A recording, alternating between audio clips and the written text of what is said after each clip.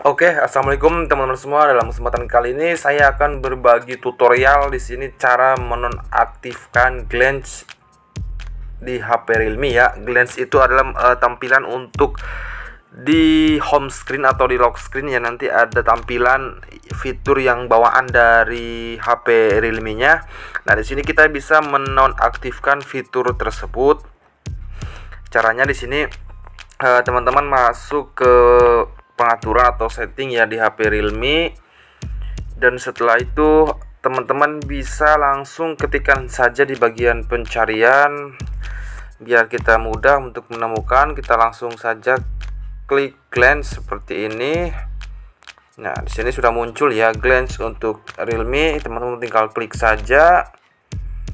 Kemudian di sini teman-teman tinggal nonaktifkan ataupun bisa aktifkan. Jadi di sini tinggal digeser saja untuk menonaktifkan glance-nya. Jadi caranya sangat mudah dan juga gampang. Semoga video ini bisa memberikan manfaat. Jangan lupa untuk like, comment, share, dan juga subscribe. Wassalamualaikum warahmatullahi wabarakatuh.